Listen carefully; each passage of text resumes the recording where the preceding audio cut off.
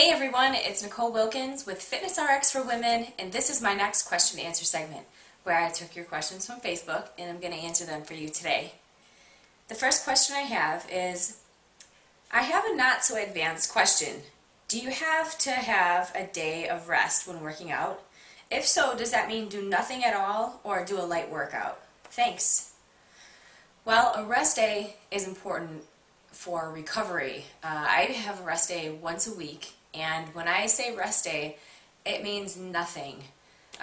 Just let your body relax. Don't lift weights, don't do anything crazy. Just have a day where you just stay away from the gym and let your body recover. So a rest day is important, and once or twice a week is sufficient. Nicole, I saw somewhere that you mix in yoga and sprints. Can you talk about the timing as far as where they fall in your weekly workout overview? I'm a huge cross trainer, so I go to the track, I do yoga, I do regular weightlifting, I run, I spin, I do the elliptical, I run stairs. I'm always trying to do something new to challenge myself so that I am athletic in many different areas. If you ask me to do a leg lift, I can do leg lift. Yes, if you ask me to sprint, I can sprint. If you ask me to, do the splits, I can do the splits. So I do yoga about once or twice a week, depending on if I'm home for the weekend. But it usually falls either on a Tuesday or Thursday night.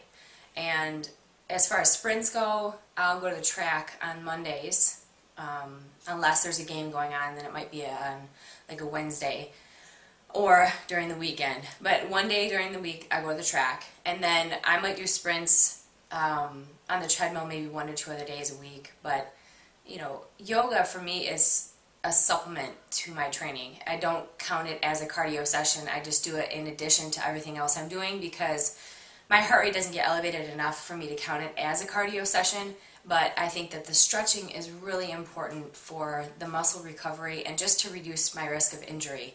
I highly recommend it for those who lift heavy on a consistent basis and don't stretch enough, because I was very humbled my first yoga class, and I've been doing it consistently for about 3.5 years. As a gymnast, you don't flexibility or don't stretch on a regular basis, you lose it pretty quick. So I made a commitment, and I highly recommend it. So give a yoga class a try. The next question is, what are your thoughts on sodium during contest prep? I don't ever measure sodium, so I add sea salt to my foods and mustards and salsa, so I don't really watch sodium that much. I'm sweating and every day, and I'm drinking a lot of water, so I don't worry about it. The only time I will manipulate sodium is a day or two before the show. Do you have any tips on diet and training immediately post-competition to avoid the horrible rebound? Well, this is a really good question. I think a lot of girls suffer from this. If you are doing a competition, you're dieting really strict and you're watching every morsel of food that goes into your body, the worst thing you can do after a show is eat everything in sight. So have a planned cheat the night of the show, and if you know that having cake or sugar is going to spur you downward and make you have a hard time stopping, then like me, I just have steak and potato and a glass of wine and maybe a cookie. I don't really overdo it. I don't want to feel lethargic and so full that I can't sit upright. And then when the next week starts, I still go to the gym. I still do my normal training workouts. The worst thing you can do is just take off completely, in my opinion. I go back onto what I was doing 2 weeks prior, and then as hungry as I may be because my metabolism is sped up, I just stick to my program, because the weight will come on fast. And I've seen girls gain 10, 20, even 30 pounds in a week because they just eat everything in sight. And it's a great way to have what you call a metabolic damage.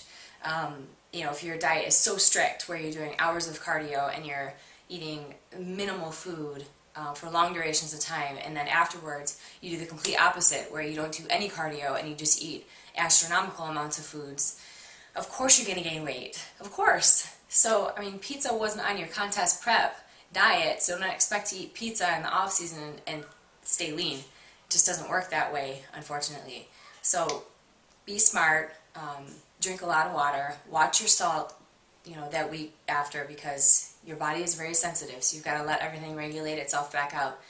Still work out, still eat every 2 to 3 hours, still watch your portion sizes, and then after, a few weeks after the show, you can start adding a little bit more variety into your program. So that's my advice. There's no right or wrong, but the worst you can do is just eat anything you want. The next question I have is, Nicole, what does it mean when bikini competitors say they are bulking up to shred down?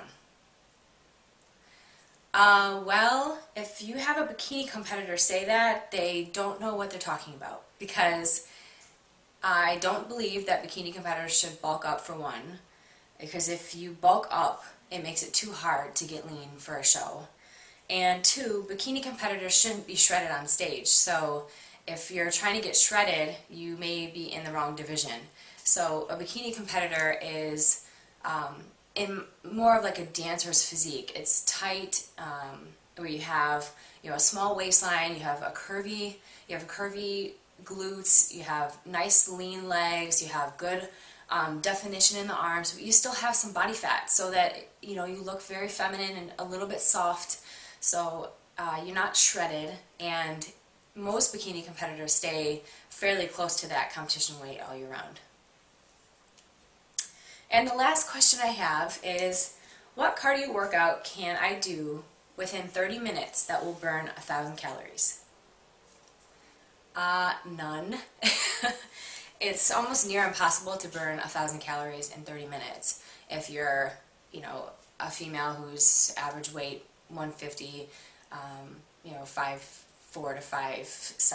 I mean, it's just near impossible. I work extremely hard when I do cardio. When I say extremely hard, I'm working, if I were to do a high intensity interval workout, I'm working at near maximum during my high intervals, and I would burn, close to anywhere between 300 and 400 calories in 30 minutes. So to burn 1,000 calories is quite a lot.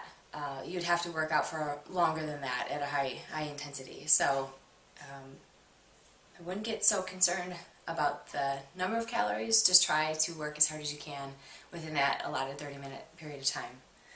So those are my questions for this week. Until next week, keep asking your questions on Facebook and keep living the fit life.